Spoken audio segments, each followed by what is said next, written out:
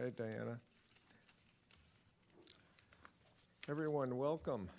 For 7 of you, this is the first visit to the EAC meeting. Welcome to you all.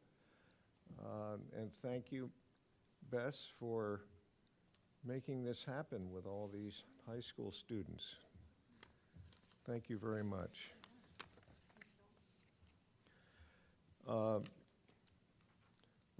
We have a lot to talk about, so I'm going to start right off.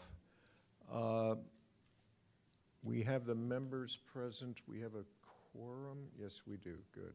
So we can vote on approving the minutes from January 21st. All those who approve, raise their hands. Thank you. That's all 5. Okay, and Diana Pope is here representing the public, but also League of Women Voters. Any comments, Diana? Okay. EAC leadership, election of a new vice person. This was recommended by Kathy Agnew, our liaison with the Board of Commissioners. So some of you may have in mind someone you would like to propose as a vice chair. So I leave the mic open to those who want to put up forward a name. Oh, I would love to propose Bess as vice chair. Bess, you would be a wonderful vice chair, I think. Thank you, Sven. I appreciate that. Can I propose Finn, or? Are you feeling overwhelmed, or you? I don't know what advice. Can we? A vice would be if I'm not present, you would chair a meeting. I see. And probably if there is some high-level decision-making, which I doubt, but it would involve someone like you. Okay.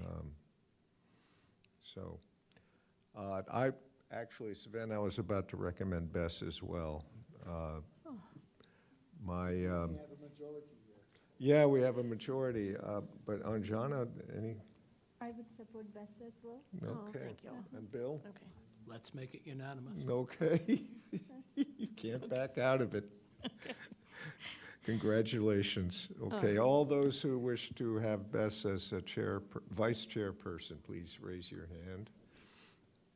Okay, it's unanimous. Okay. All right.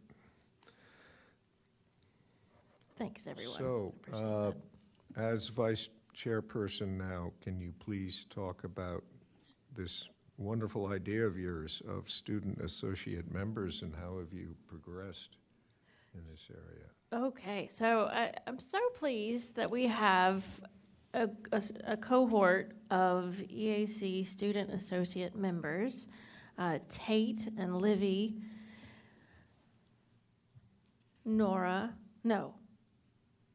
Mia, Alexa, Nora, Alexander, and Emmy from Radnor High School, a range of classes.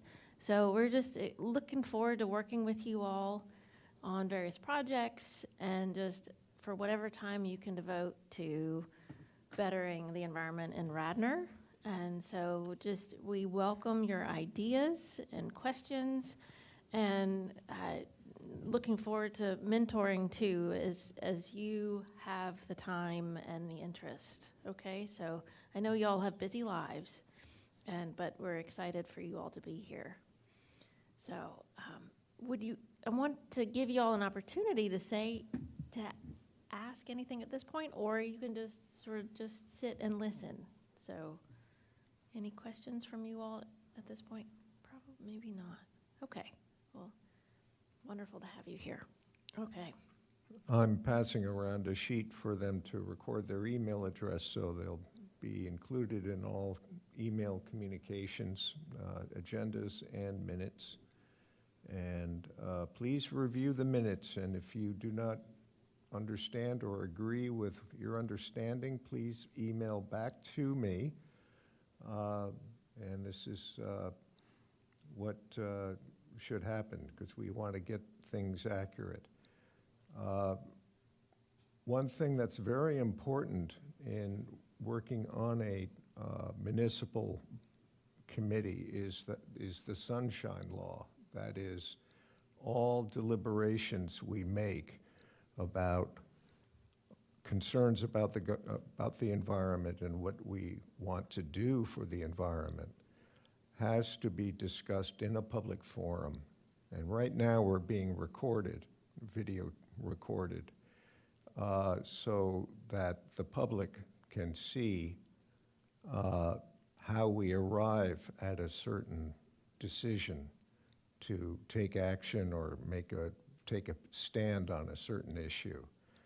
And that deliberation is recorded in the minutes, and it's very important that the minutes, which will be then publicly posted on the township website, are accurate. So that's why I'm always ask everyone to review the minutes and approve them. It's a public document. So thank you, Bess. I'll be learning your names from your email address. If your email address is rather cryptic, which is fine, if you could write your name next to it as well, so I can get to know you, at least by your first names. Thank you. Bess, you were to talk with Margie Reinhardt, our former EAC chair, on the Radnor High School Ecology Club. Yes, so I'm going to be talking with these students about the opportunities at the high school, current opportunities, just to see what's going on, and we will get Margie in on this conversation. Okay. So that's one thing on your horizon. I just would like to learn more about what's going on over at the high school, and we can get Margie involved. Margie Reinhardt was on the council for many years, and so she retired a few years ago, within the last couple of years. So she is a former biology professor from the Academy of Arts and Sciences, I believe. No? Yeah. Yeah. She was okay. Biology, I know that. Yes. Yep. So, but between the handful of us up here, we have a few of us are in higher education, so we can talk to you all too from that perspective. Okay. Okay. Thank you. Anjana, you made me aware of something about Radnor High School. Do you want to talk about that? Just very briefly? Yes. I noticed that the recycling practices. Yeah, put your microphone on, do you know? Can you hear me now? And hold the microphone right by your mouth. I noticed that the recycling practices at Radnor High School and elementary schools, probably middle school also, would have to be looked at for educational purposes. At Radnor High School, in the cafeteria, you guys know how they serve in styrofoam containers. They cannot be recycled in Radnor Township, so that is one thing to look into. Mm-hmm. And how often and how much of recycling are they actually doing, like from the students? Every room most likely has a recycling bin. Are kids really making use of the facilities, or the trash and the recycling separation? I noticed that at Radnor Elementary School, in the cafeteria, they have a big recycling bin where they can sort the plastic and the paper waste separately, but they use it as a trash can. It's a big one. Whoops. They do not use recycling bins for recyclables. So these are the things I was hoping that we could educate on. Yes. So at grassroots level, the kids, when they learn and make the habits properly, they're more likely to do it everywhere. If you have to throw a paper, look for a bin, look for a recycling bin instead of just throwing into the trash. So any of the students here have something to say to that? Are there actual bins, for example, in the lunchroom for recycling after your meal?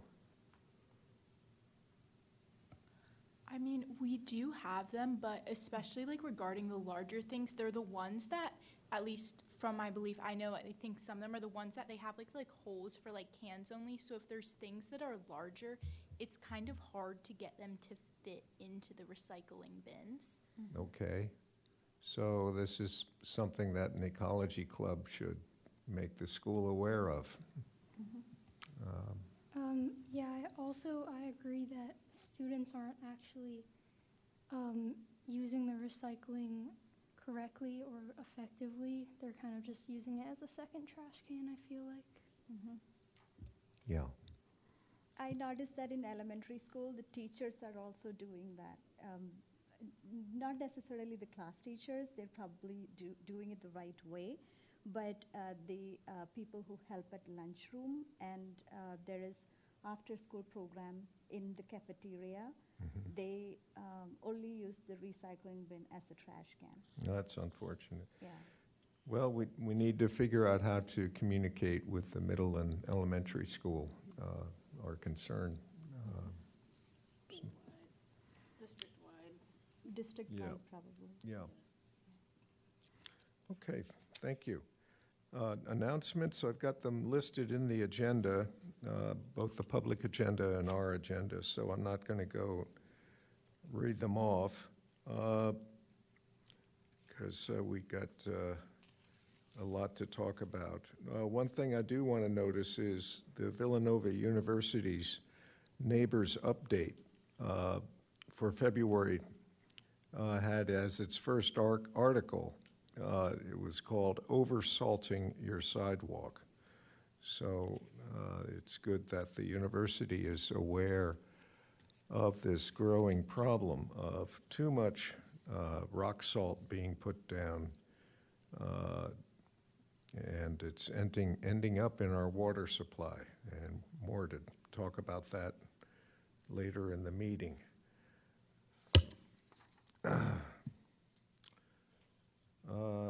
Ongoing business, municipal energy conservation and electrification.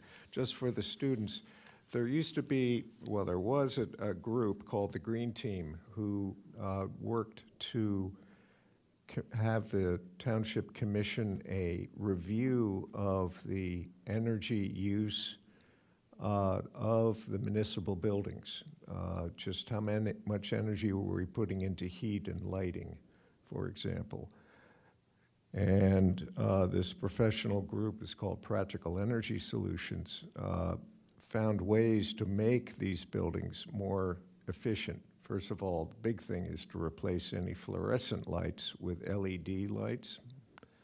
The second thing were to have motion sensors activate the lights. So I walked into this room tonight, and I believe it was a motion sensor that turned on the lights, because I was the only one here.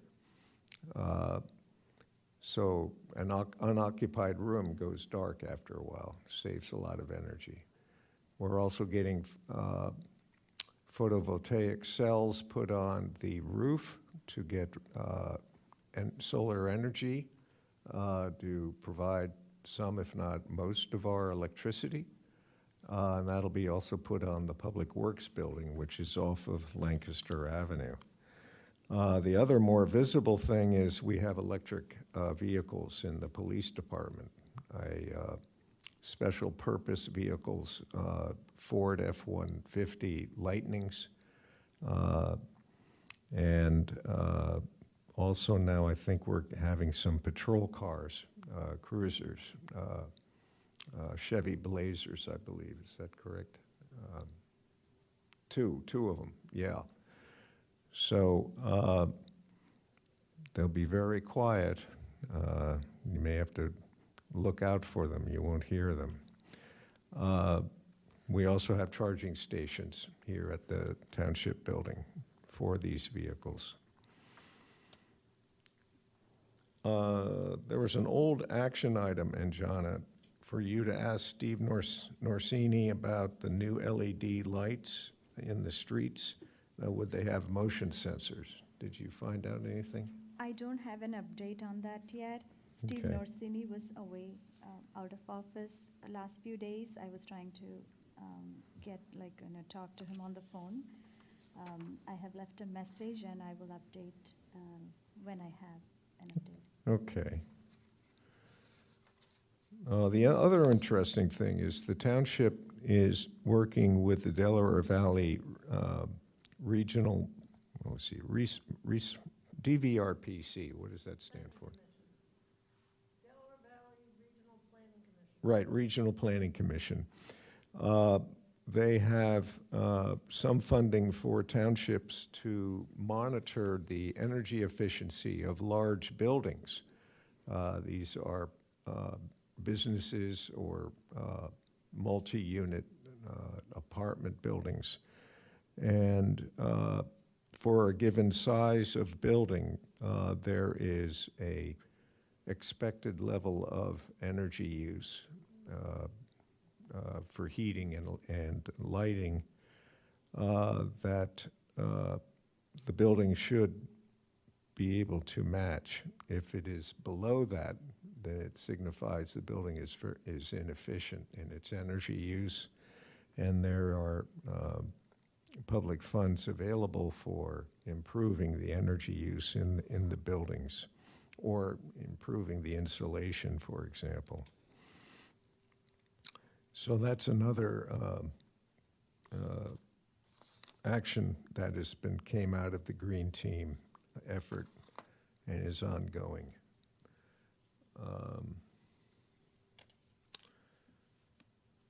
Okay, public education. So part of our public education is the Radnor EAC lecture series, where we invite experts on various subjects to give public talks, now being done largely at the Radnor Memorial Library. We've had 2 talks there already this year by Steve Schreiner of the Schreiner Arbor Tree Company. And Steve asked that we give the $200 honorarium for his talk to the Radnor Commemorative Shade Tree Fund. And I've gotten that arranged through Melissa Kahn. Also, $200 honorarium that for John Jackson's talk from Stroud Water Research was contributed to Stroud Water Research. John Jackson talked about the road salt contamination problem earlier last month.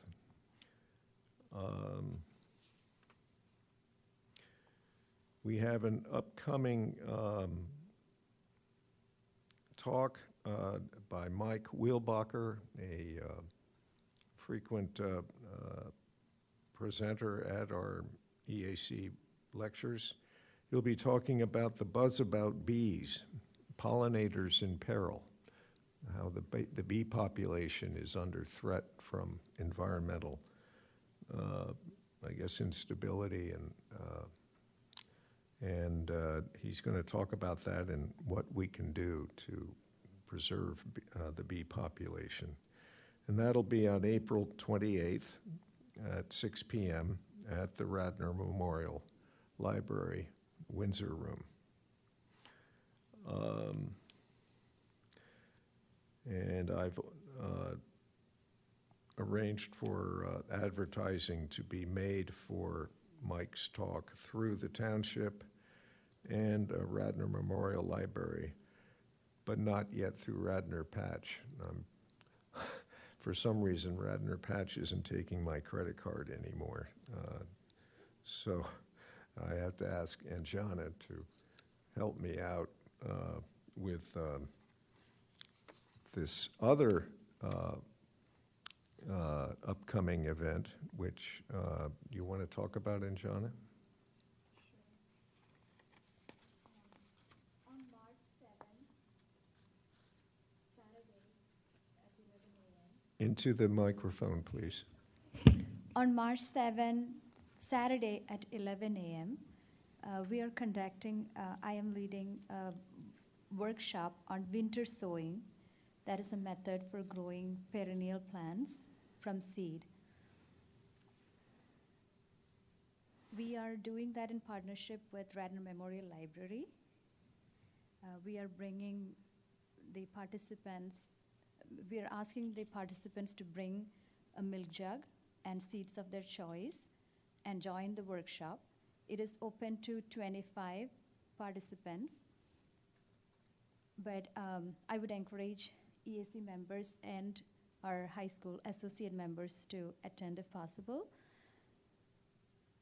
This is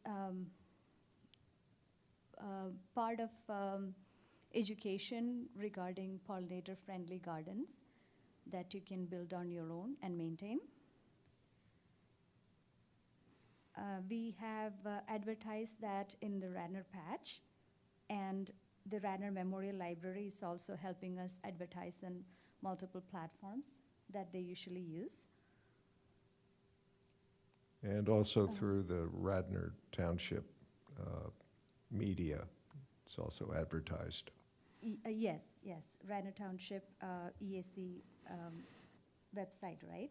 Yep. Yes. We need to purchase some soil, like garden soil, and tape to tape the milk jugs. Mm-hmm. We also need to have scissors and labels and markers that we can gather up and let the participants borrow. So these are logistics that I would figure out with EAC and the library staff. But what we need to buy, I can take care of it and Yeah. provide the supplies. Yep, Mhm. and Mhm. make your list of items and what you don't have, purchase them, and keep the receipts, the electronic receipts, and pass them on to Melissa Kahn for reimbursement. Yes, it will not be a big amount. I think with the advertisement, I think it would be like around $50 for all the supplies necessary Okay, thank you. for everybody. Yes. Okay, and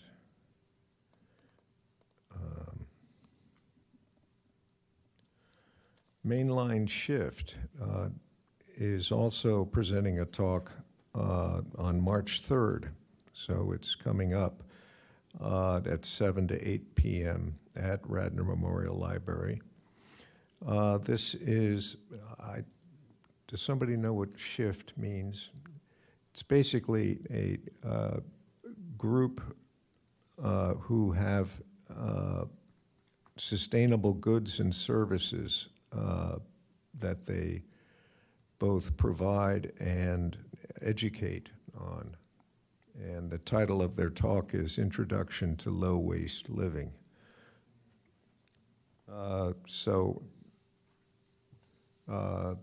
Diana, do you know what SHIFT stands for? No. I don't think it's an acronym. It's not an acronym? Okay, it's a shift of paradigm and Yeah. okay. Located in Narberth. Have you all, any of y'all been Yeah. to Shift?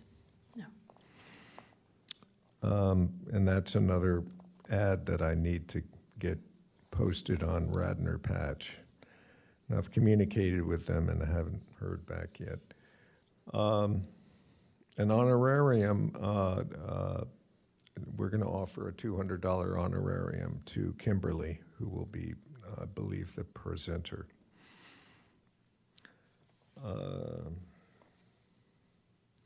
we have to thank Radnor Conservancy also for being a co-sponsor for Mike Wheelbacher's talk on April 28th about bees. And I believe, Bess, you have also co-sponsor from Radnor Conservancy for your upcoming speakers and workshop. You want to talk about that? I don't have a whole lot to say about these the sponsorships. I'm working to see if other EACs, the Haverford, Lower Merion, Newtown Square, if they might like to partner. I think also Easttown EAC would like to co-sponsor the Sarah Weiner Cooper and Larry Weiner talk, along with Eva Monheim's adult talk that would most likely be on related to shrubs.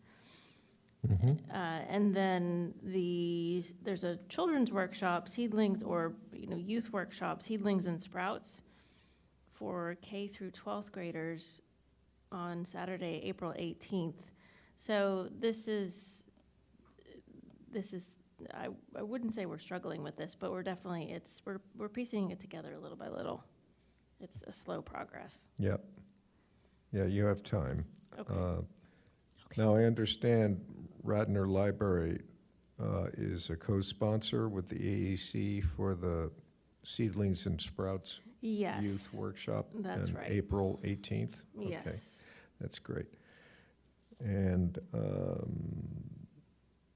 we have, I believe, one of 3 subjects for Eva Monheim to talk about that seem to be favored by both the EAC and Amber of Radnor Conservancy. Yeah. Assisted plant migration helps to expand our native plant palette for climate change. So as you can imagine, as things get warm, they get warm in a northern direction. So what was once cooler up north is not as cool. So plants need to either adapt or be replaced by plants that can manage a warmer climate. So she's going to talk about that. Date to be confirmed. I have a question. I'm a little confused on what Pam said. Pam from the Radnor Memorial Library. That I thought there was something like if you ask the guest to pay, that is against the policy of the Windsor Room. There was something like that, I think. don't think we're asking anybody to pay, though. Oh, the participant cost, are we paying for that? Yeah, no, there won't be any. Where do we see that? Okay. Which talk is that, Jana? What you were just talking Oh, about. It Eva says Monheim's $10. talk, yeah.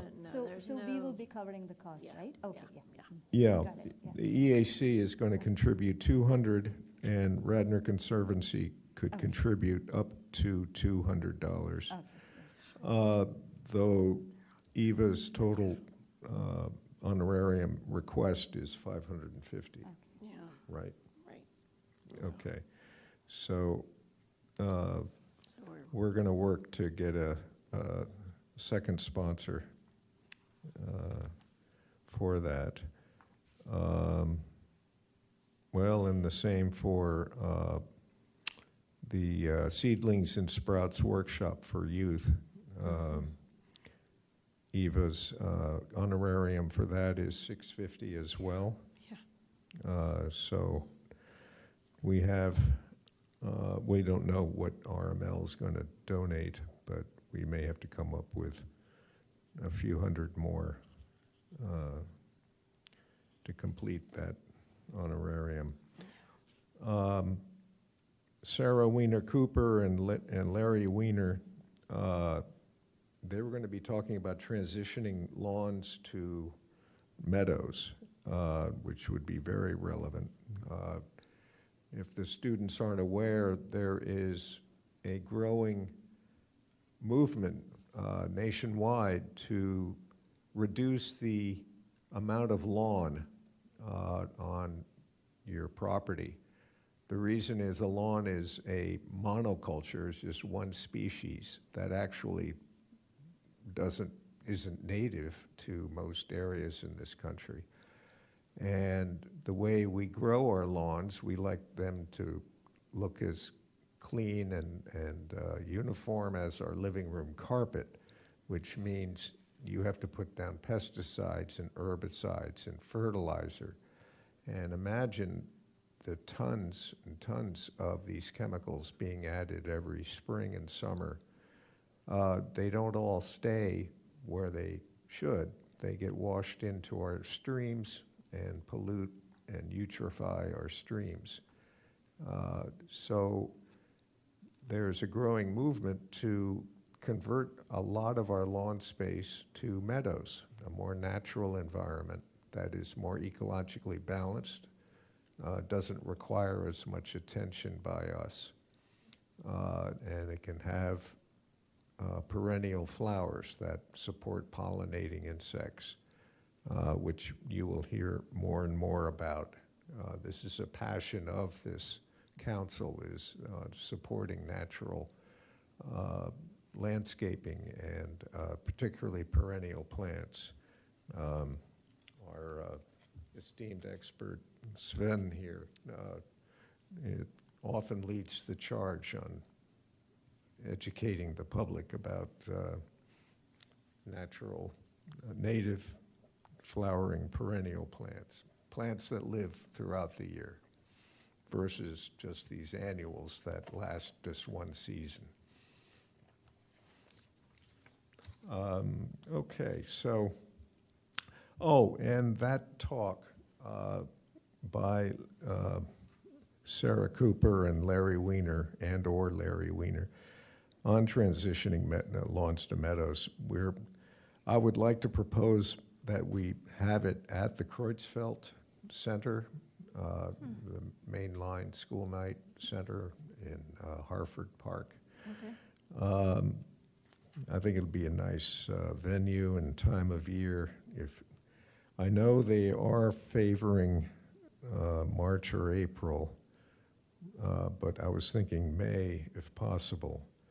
Okay. So Check. another action item for you, Bess. Thank Okay, you. sure. Anything I can do to help, and that'd be great. Thank you, Dan. Yep. And once again, yeah, we need to get additional honoraria funds for that. Okay.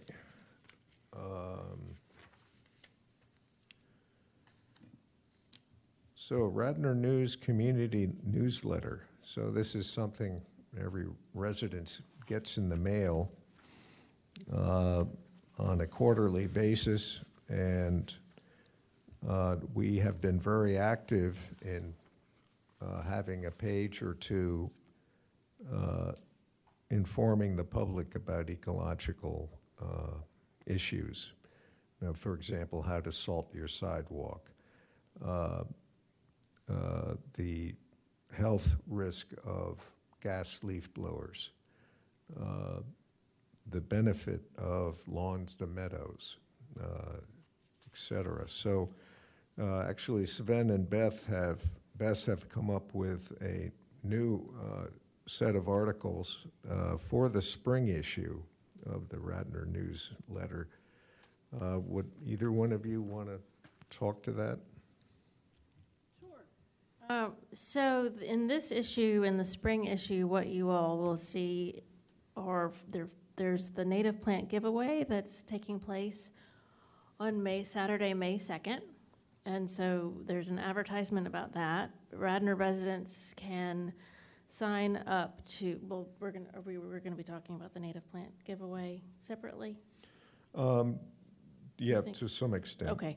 Not a lot. Okay, so there's an announcement about that, and then there's also an announcement on the Wheelbacher talk on April 28th, and then there's one smaller graphic related to proper mulching, tree mulching, excuse me. And so this is a tree mulching guide for Radnor residents, and so it's essentially how to pick out the right mulch, and then also how to apply it. So that will be in this round. And then there's one last one, which is the Mosquito Bucket Challenge, which has been promoted by the Homegrown National Park. It's Doug Tallamy and his group. He is a University of Delaware professor of entomology and has written a whole bunch of books on the benefits of growing oak trees and essentially growing all sorts of natives for food for birds. So essentially creating a much more of a broader palette for and a habitat for wildlife. So, the Mosquito Bucket Challenge is one thing that they have put together, and so we were able to get the graphic that they put together into this particular newsletter. So we have a 8.5 by 11 that's going into the newsletter, and so the mosquito. Wow. Yeah. So one Great. thing. What's that? That's great. It is. It's great. We added a few things in there, a little bit of text on the mosquito dunks that you put into these buckets. But one thing that students, if you all would, or associate members, would be thinking about, and if this is something that interests you, it could be a fun and enriching opportunity for Radnor youth and families to get involved in, or just to publish it possibly more widely. Get your high school involved in creating these buckets, painting buckets, and just making them a little bit more creative versus just having a bucket and putting a mosquito dunk in it, and then it's at work throughout. What? Oh, Sven, you want to talk? It's so mosquitoes.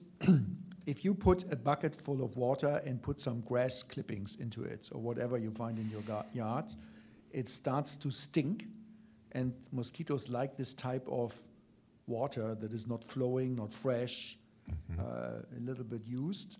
And then you add a little tablets with a naturally occurring bacteria in it, and the bacteria will kill off the mosquito. How do you call these? The larvae.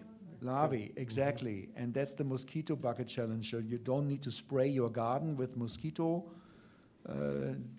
insecticides. Yeah. You just put up this bucket, and it's pretty easy, straightforward, natural, costs nothing, and that's something that we want to promote.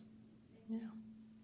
And there are communities out there that have done this before, where they present this as literally a challenge, not just something. I mean, you can take it on as a personal challenge, but as a challenge for the community to take this on. And so whether we, over the next month to 2 months, think about whether we do offer some sort of prize to the if families or whoever it might be, households, submit photographs of their buckets that they've put together, and then we'll pick out of a hat, a winner, whether it's 2 small trees for, is that what I'm reading? It's or a contribution to the Radnor Commemorative Shade Tree Fund, along with perennial plugs. So some kind of prize, whether it's native plants or shade trees. So as prizes for participating, yes. Yeah, we'll talk more about this when we come to the May 2nd native plant giveaway. People that have apartments and balconies can participate. Yeah. They couldn't do anything with the tree. So just think about Yeah. the prizes actually, being broad enough so. Yeah, that's a good point. Right. Oh, thank you. That's a great point. Okay. All right. I'll ask you later. So there's no copyright infringement with using the mosquito bucket challenge graphics? No, they in were our happy for us ads. to use it, which Yep. is great. Great. Okay. Anything else, Bess, on that note? Nope, no, that's it. I think that we will have in the summer issue, or we can, if y'all, I appreciate y'all's feedback, just information on plant this versus not plant, or don't plant this, plant that, or plant this and not that, that kind of graphic. I was thinking okay. of including that in this one, and it just, There's no room. there was, yeah, we had enough. Could be so, a summer issue. Yeah. Yeah, good. Okay. Because invasive plants is another thing that we're very much aware of, and how they cut back on biodiversity by just taking over a landscape. Why don't we continue talking about the plant giveaway and jump ahead to the bottom, well, at least on my page, bottom of page 8. Now, I know you and Sven had some ideas on how to integrate your mosquito bucket challenge and other things at the spring giveaway. You want to talk about that more? Yes, we can do that. So the spring plant giveaway for our new high school members is a giveaway where we donate a couple of thousand plants, little plugs, so this size, natural, let's say, wildflowers, to residents in Radnor. And what they do is they sign up to a web page that they would like to get some plants. Then they come on May 2nd to the parking lot here outside the building, and we will give them, each of them who is on the list, I would say assortment of 10 plants roundabout. And then you can plant them in your garden. It's a perennial, so it comes back every year. And it's biodiverse and of value, and that's basically the underlying idea. Yeah.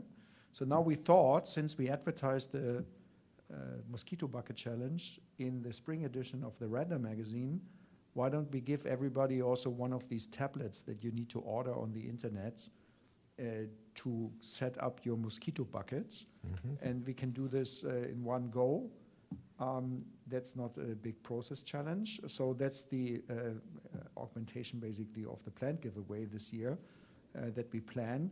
And of course, since you're all here not only to listen to us, but you want to certainly also work a little bit, I have a lot of ideas for you, because the following thing will happen in the week before we do that.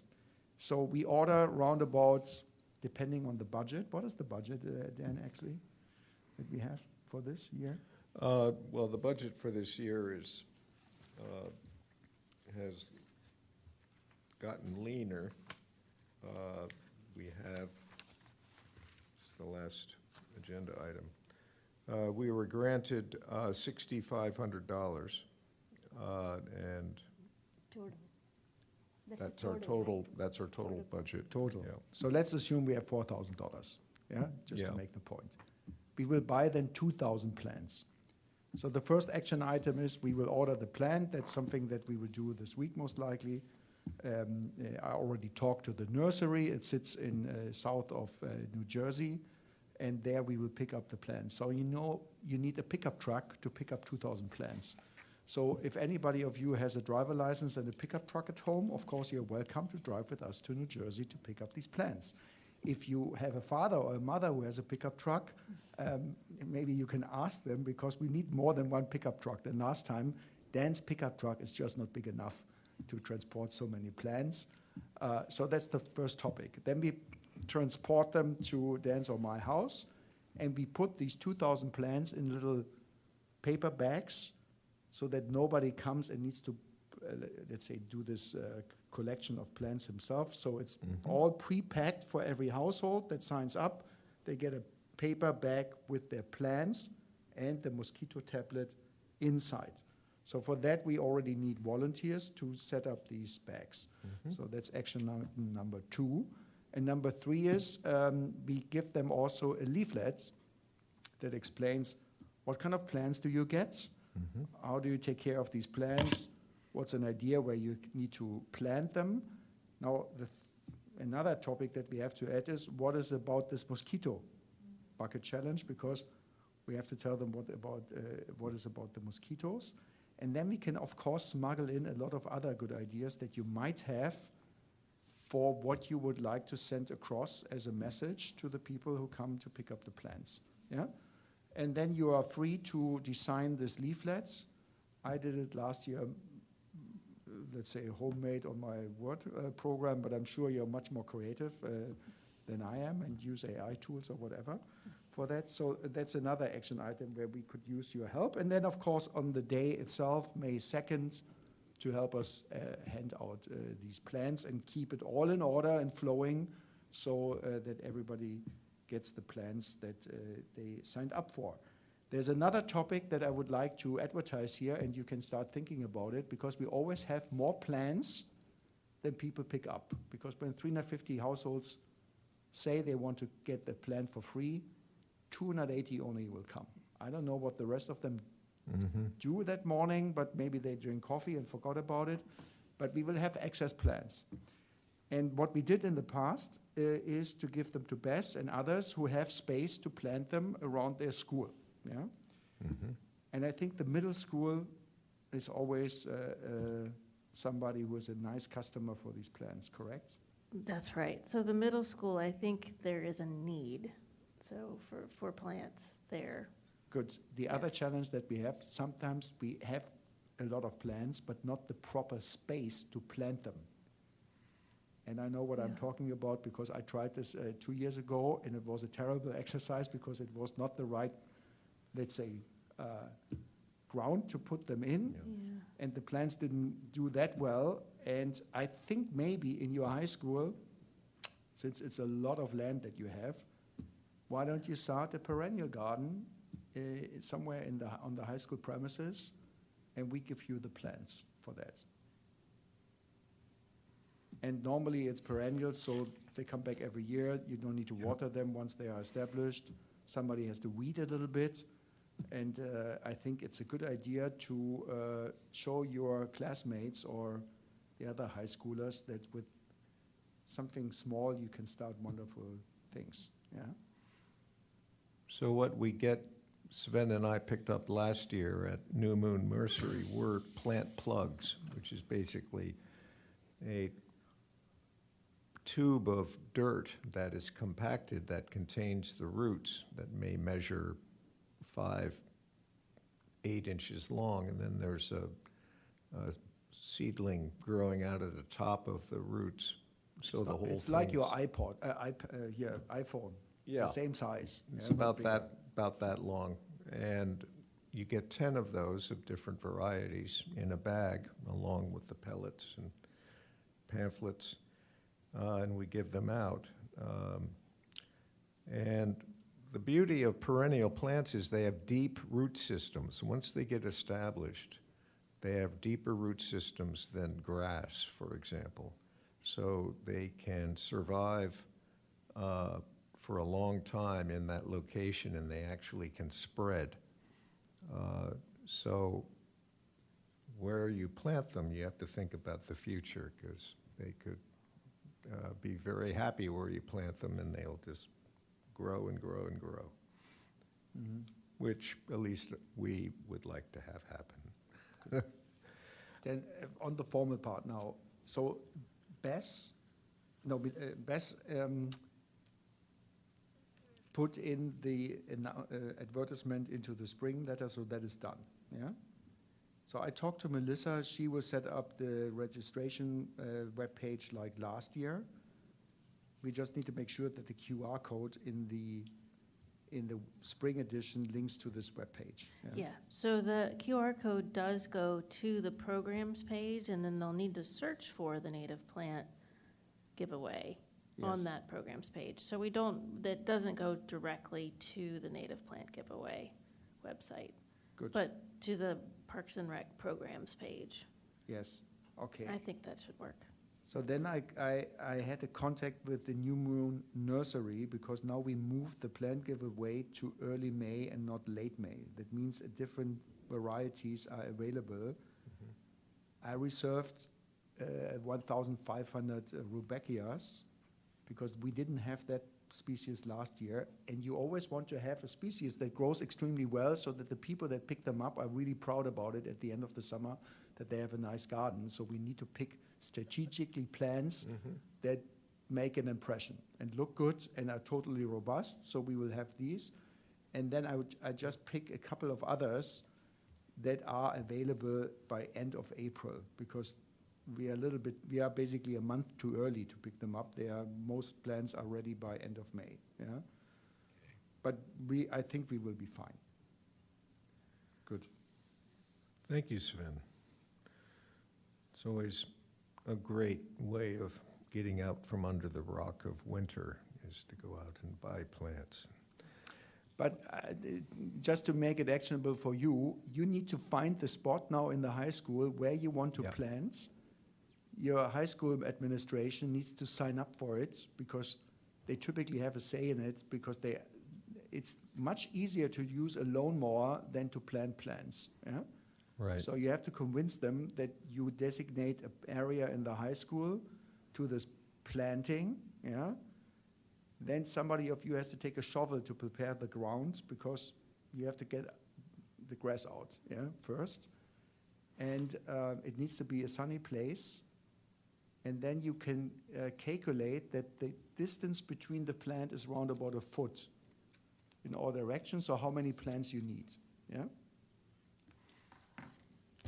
I'll just add, so if any of you all are interested in this and thinking about whether it's at the middle school or the high school, let's talk about this, because I've been in contact with Neil, who is the facilities director. Well, actually, he is the Clean and Green Team director, and we'll know more about what should go where or what shouldn't go where, so that his crew can help manage this particular garden, or not. It could be something that the students are more involved in. So we can work that out.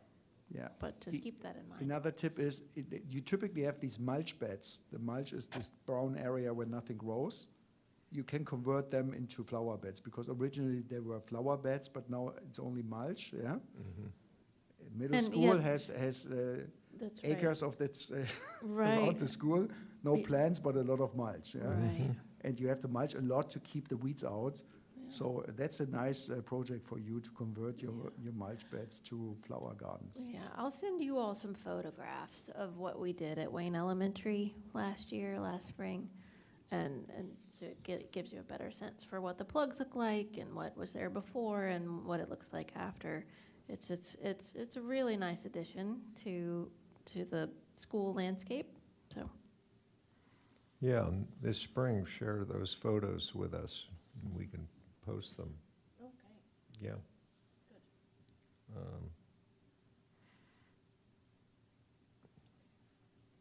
Good. All right. You can see where the passion is. Plants. It's great. Now my passion. If we go back up to road salt in our streams and tap water, this is something that I had no idea was as serious as it is until this past fall. All the road salt that you see on the sidewalks and the roadways is quite soluble in water. And between the rain and melting snow and ice, all of that is washed either into our storm drains or also into our streams or directly into the ground. And Bess and I went out with a team of other people in southeastern Pennsylvania this past October and got samples of stream water at 22 locations in Radnor Township, and found that the chloride content which is a measure of sodium chloride, was very high, especially in sites near the high school, which is close to the Blue Route, and also to close to Route 30. So you can imagine these major thoroughfares getting a lot of road salt over the decades. And what we found in October was, I was surprised to find how high the salt was. And it's due to the fact that the salt in the water is coming from the ground. It's not coming from surface water that's being washed in by rain, because it had been dry for weeks before we sampled. So the groundwater, there are aquifers where we get our ground water from our wells, is slowly getting increasing amounts of sodium chloride. And in fact, Aqua PA posted on their website just in January, it says, Aqua PA customers might notice that their drinking water has a slightly salty taste. This change is largely attributed to the runoff of road salts used on roadways, parking lots, and other treated surfaces.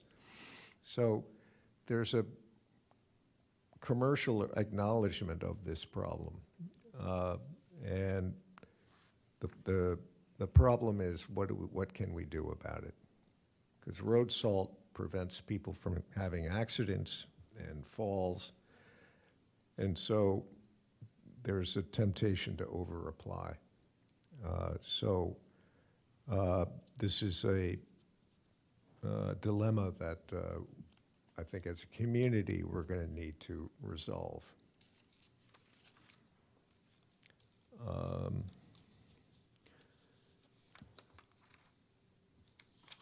Let's see. The second thing that has been awakening for me is gas leaf blowers. If you've had the pleasure of either using one or being near one, you notice they are very, very loud. In fact, they're the loudest lawn equipment you can use. It's up to over 100 decibels for the user. It's a high-pitch whine, and it's akin to a jackhammer or a jet taking off. So this EAC has written a proposal to the Board of Commissioners to ban gas leaf blowers in this township. And it would be a phased-in ban, whereby for 2 to 3 years, leaf blowers would be banned during the summer and spring, when you really don't need to use them. And then after the 3rd year, they would be banned year-long. So you would no longer be able to use them to collect leaves in the fall. This ban follows that of Lower Marion, which just got approved to ban gas leaf blowers in a phased-in fashion in November. So stand by and see if this will happen. The commissioners will make a final vote on this proposal in June. And you guys are making a presentation this coming Monday Yes, at the Board of Commissioners meeting. Yes, I'll be presenting on the commissioners meeting Monday evening at about 6 o'clock, or 6:30 is when you start, 6:30. So I hear I'm at the top of the agenda. So if you all want to come by, that'd be great. It's on the website. Let's see. New business, Eagle Road tree removal. Sven, any update?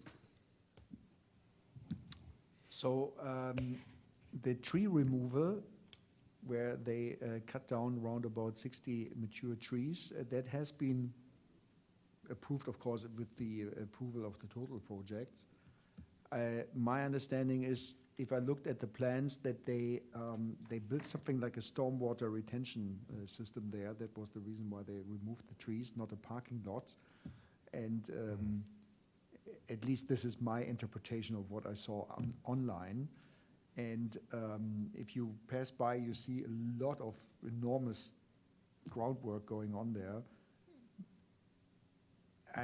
According to my information, they have, of course, an obligation to replant trees. So let's trust the system that this is happening, because at the end of each project, there is a control of what has been built and planted versus what was required to plant, and what was the commitment they did. This happens most likely here to this Fox Lane development program, just opposite of the street, and other programs. Yeah.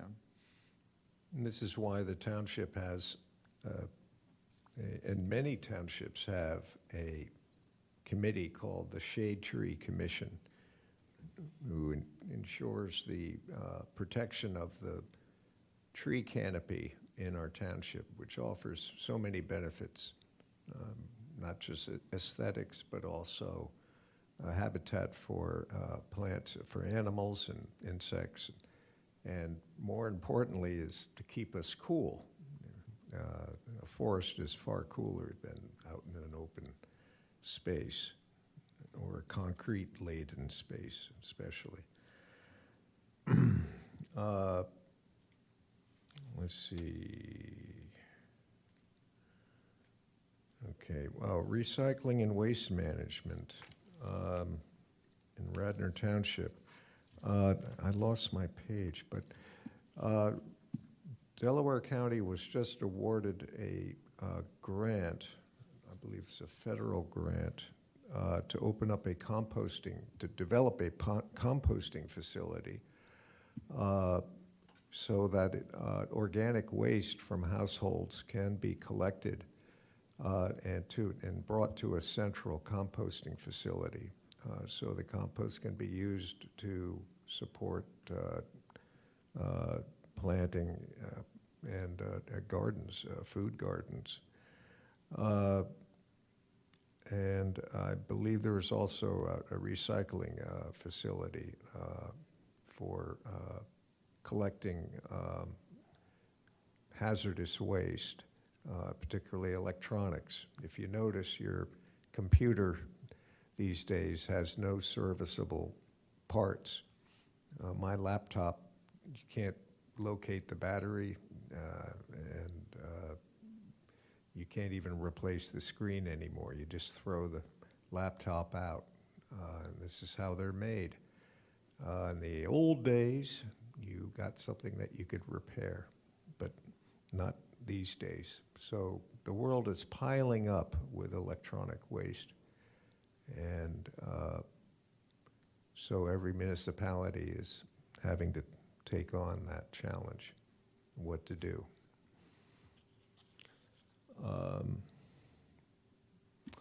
Anything else, guys?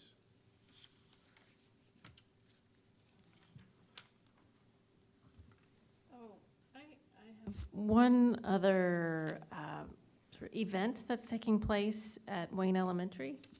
I'm sorry that I have not put that on there, but it's on Earth Day. It's their Earth Day festival. So we could have a table at this event. That is in April, on the 22nd, Wednesday, April 22nd, which is it's the week after our meeting on the 15th. This is at elementary school? That's right, at Wayne Elementary. So that's something just to put on your radar if there's interest in participating in this. It's about 2 hours, and I'll have more information on exactly when it is. But it's fun, lots of kids running around. There's Thank you, Bess. typically a honey table and activities, other fun activities.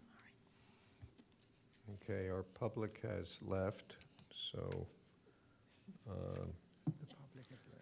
I think we can close the meeting. Thank you, everyone.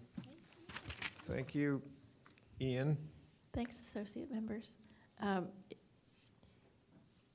If you have time just to stay for like 2 minutes after this, and we can just, I'll check in with y'all. Okay?